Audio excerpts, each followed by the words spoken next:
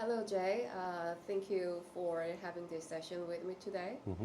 And there are 9 students from my agency, SG, Mm-hmm. and how are they doing right now? I will say that all those students are extremely dedicated academically and socially. So at the Village School, we really do appreciate students like that, where they come in with that kind of motivation. Because at our school, we are a very rigorous academic school. So, not everyone is a fit for us. So, when you send students like that, it makes our jobs easier as well to, help them with their dreams. Okay. As I know, some of our students are participating in your pre-med programs. Mm-hmm. You have so many specialty programs. Mm-hmm. And would you explain about them a little more detail? Yeah, of course. So, with college applications nowadays, colleges are really looking for a focused student, something that they know what they want to do and what they want to go for. We have found that, with Korean students, like pre-med is very important.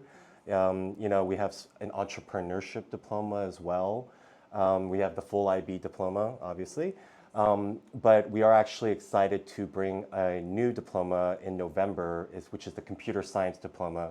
And obviously, that will be a huge part of the kids' future, involved in that industry. I'm sure it's going to be very beneficial for their college application, right? Yes, of course. So colleges are looking for real-world practical experience. So what we've found, and especially in Houston, Texas, we're surrounded by the largest hospital system in the U.S., as well as MD Anderson Cancer Research.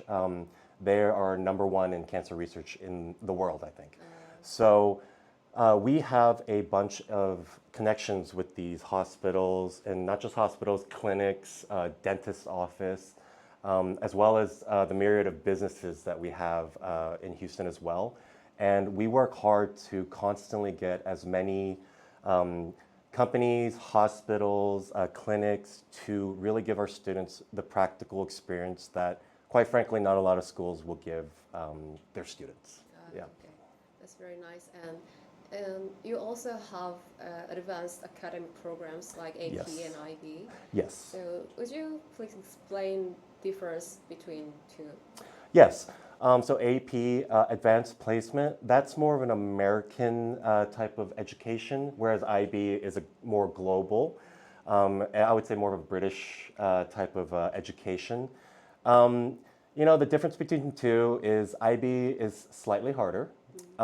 Both will get you the kind of rigorous education you want, but a majority of our students, I would say around 50% do full IB. And then the rest will do a hybrid, or they'll go into entrepreneurship or pre-med. But IB, I would tell our students that if they wish to do full IB, then they have to be prepared.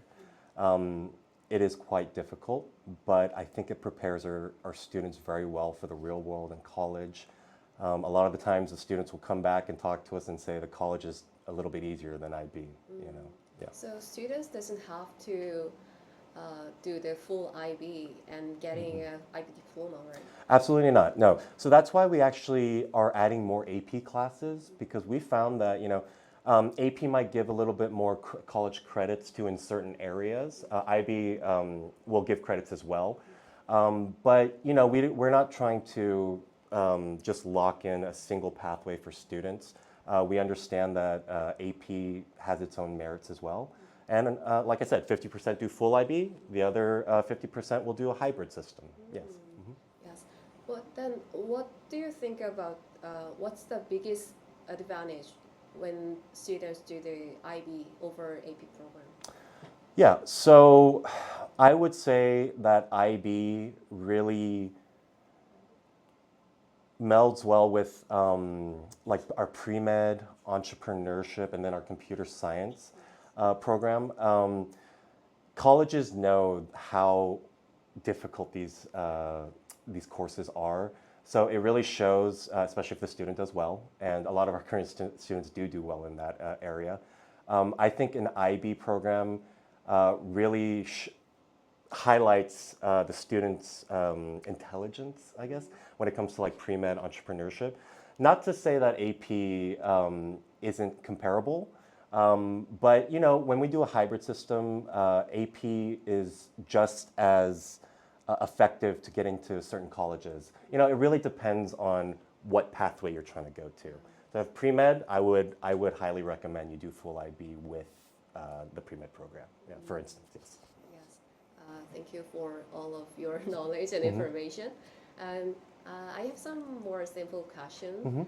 And how, I mean, I want to know about your students, like a number of students and percentage of your international students. Yeah.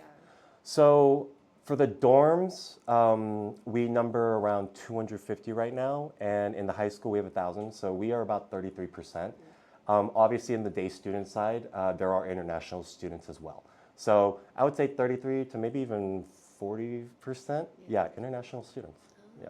Okay, so how many Korean students do you have right now? Currently we have around 30 students in the dorms. There may be a couple more in the day student side, but a majority are in the dorms.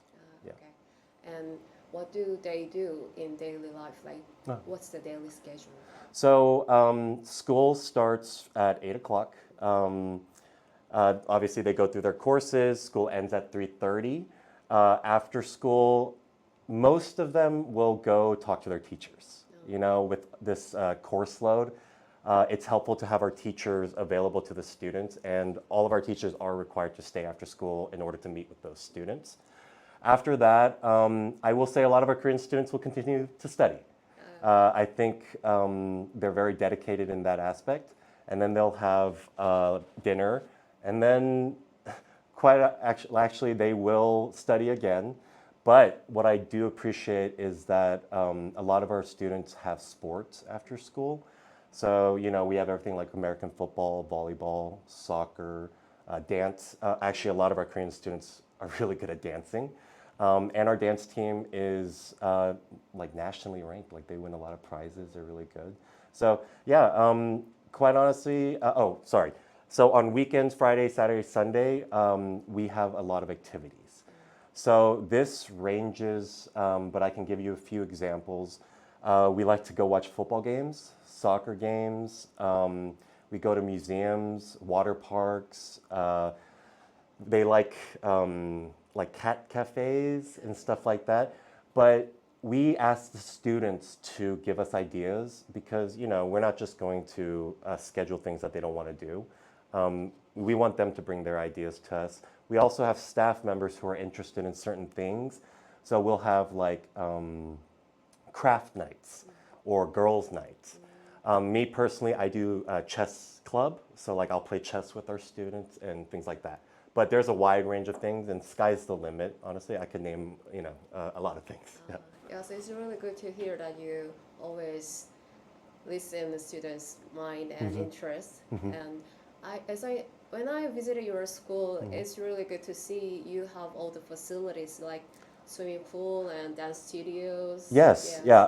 So over the years, we have been, you know, revamping and upgrading. We have a whole new VAC, Village Athletic Center. So that's a whole new gym, weight room, a few more classes, and then what do you call it, a professional swimming pool, you know? We're actually building a auditorium now too, and construction has begun for a new science wing at the school. Yeah. Okay. And yes, and you have 4 holidays, as I know. But then what do international students could stay in your dorm, or they should go back to their countries? So the only times the dorms close is Christmas break. So that'll be 2 weeks, usually around December 20th to January 5th. Those dates do vary by 1 or 2 days. And then summertime, obviously. We have Thanksgiving break and spring break, which at the dorms, we plan trips for the students. So for instance, Thanksgiving, we'll take the entire dorm, we'll move over to a nice resort. They have golf clubs, they have tennis courts, basketball courts as well. And then we take them to like a water park or Six Flags, which is like a, what do you call a amusement park? Kind of like Lotte World, you know? Yes, that's right. I currently actually plan the spring break trips. So spring break, we like to go different places every time. We went to Chicago, New Mexico, New York, California. This year we're looking at Florida, which is a beach town, Atlanta, Georgia, which has actually a huge Korean population there too. Nashville, Tennessee, which is known for country music. I don't think our kids will be interested in that, but we'll see. And we're actually looking at a cruise ship. So these aren't one of those big party cruise ships. This is one of the smaller, more private ones because we don't want our kids around like the partying and stuff. So this is a little bit quieter, but we'll probably go somewhere in the Caribbean or Mexico. Yeah. And your campus is completely safe? Yes. Over the years, we have really amped up our security protocols.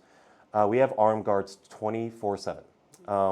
We have Houston police officers on our payroll. So we have at least 3 or 4 on campus during the school day.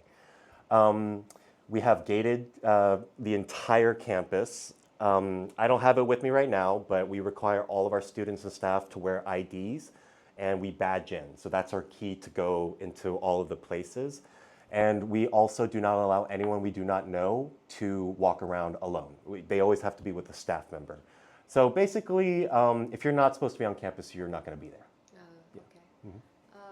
Thank you. And it's really good to know about your school more.